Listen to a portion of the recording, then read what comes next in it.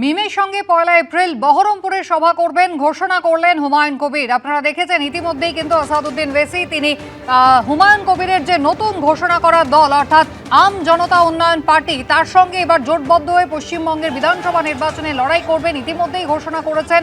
আর 1 April একই সঙ্গে বহরমপুরে সভা করতে চলেছে মিম এবং আম জনতা উন্নয়ন পার্টি। হুমায়ুন কবির ইতিমধ্যেই সেই ঘোষণা করলেন 1 এপ্রিল বহরমপুরে ওয়েসির সঙ্গে তিনি সভা করবেন, লক্ষ লোকের সমাগম হবে বলছেন হুমায়ুন কবির।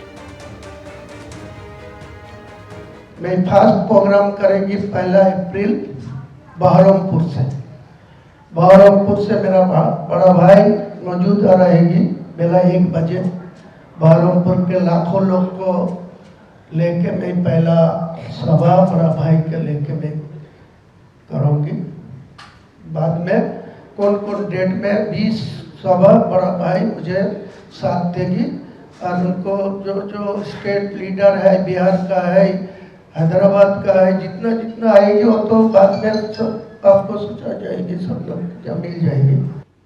প্রথম দফার প্রার্থী তালিকা কিন্তু একাই ঘোষণা করেছেন হুমায়ুন কবির এবং গত পরশুই আপনারা দেখেছেন যে আসাদুদ্দিন ওয়েসি তিনি কিন্তু জানিয়ে দিয়েছেন যে এবারে পশ্চিমবঙ্গের বিধানসভা নির্বাচনে হুমায়ুন কবিরের সঙ্গে তারা জোট করতে চলেছেন। আর সেই মতো কিছুক্ষণ আগে সাংবাদিক বৈঠকও হলো। মিমের সঙ্গে 1 এপ্রিল বহরমপুরে সভা করতে চলেছেন হুমায়ুন কবির, এমনটাই ঘোষণা করেছেন। 1 লক্ষ লোকের সমাগম হবে দাবি করেছেন হুমায়ুন কবির। তারপর একসঙ্গে যৌথভাবে আরও 20টি সভা করবেন আসাদুদ্দিন ওয়েসির মিমের সঙ্গে, এমনটাই দাবি করলেন হুমায়ুন কবির।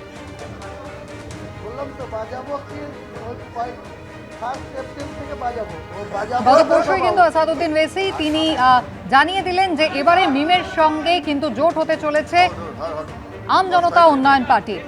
জয়প্রকাশ মজুমদার তৃণমূল কংগ্রেস মুখপাত্র আমাদের সঙ্গে রয়েছেন টেলিফোন লাইনে। জয়প্রকাশ বাবু, একেবারে ভরতপুরে সাসপেন্ডেড তৃণমূল বিধায়ক হুমায়ুন কবির বেশ কিছুদিন ধরেই মিমের সঙ্গে তার একটা যোগাযোগ হয়েছে এমনটা দাবি তিনি করছিলেন। আসাদুদ্দিন ওয়েসি তিনি একেবারে চলে এসেছেন এবং জানিয়ে দিয়েছেন আসন সমঝোতা শুধু হবে এমনটা নয়, 1 এপ্রিল থেকে একটানা অন্তত 20টা সভা একসঙ্গে তারা করতে চলেছেন, লক্ষ লোকের জমায়েত হবে বহরমপুরে, হুমায়ুন কবির দাবি করছেন। দেখুন, আসাদুদ্দিন ওয়েসি পশ্চিমবঙ্গ সম্বন্ধে কি জানেন? পশ্চিমবঙ্গের সঙ্গে কোনো না আছে যোগাযোগ, না কোনো নলেজ। পশ্চিমবঙ্গের ইতিহাস, পশ্চিমবঙ্গের সংস্কৃতি তিনি কি জানেন? হায়দ্রাবাদের লোক, ওখানে একজন দুজনকে নিয়ে রাজনীতি করেন এবং বিজেপির হাতে তামাক খান। বাইরে দেখান বিজেপি বিরোধী, ভেতরে ভেতরে বিজেপির পয়সাতেই চলেন। এবং 2021-এও দেখেছিলাম আইএসএফ এর জন্য এসেছিলেন, গোপন মিটিং করেছিলেন, পয়সা কড়ি নিয়ে আবার গমন করেছিলেন, চলে গিয়েছিলেন। এবারও আবার আসছেন হাওয়া গরম করতে। পশ্চিমবঙ্গে ওনার কি প্রয়োজন? আর ওনারই বা এখানে পশ্চিমবঙ্গকে কি করবেন? একটা এজেন্ট পেয়েছেন, দালাল পেয়েছেন, হুমায়ুন কবির নামে একটা দালাল। সে দালালের কাঁধে চড়ে এখানটাতে এসে বলছেন সভা করব। পশ্চিমবঙ্গের মানুষের কোনো ইন্টারেস্ট আছে আসাদুদ্দিন ওয়েসিকে? তিনি কি করবেন পশ্চিমবঙ্গের? একটা সম্পূর্ণভাবে ধর্মীয় মিলিট্যান্ট লোক, তাকে পশ্চিমবঙ্গেরও দরকার নেই। এবং এই যে তিনি কথা বলছেন লক্ষ লোকের মিটিং করবেন ইত্যাদি ইত্যাদি, এই ভোটে কোনো না আছে প্রভাব, না আছে মানুষের ইন্টারেস্ট।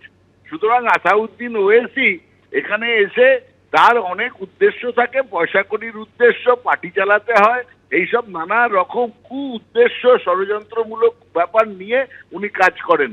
ওনাকে পশ্চিমবঙ্গের কোনো দরকার নেই। ধন্যবাদ। এবিপি আনন্দ এগিয়ে থাকে, এগিয়ে রাখে।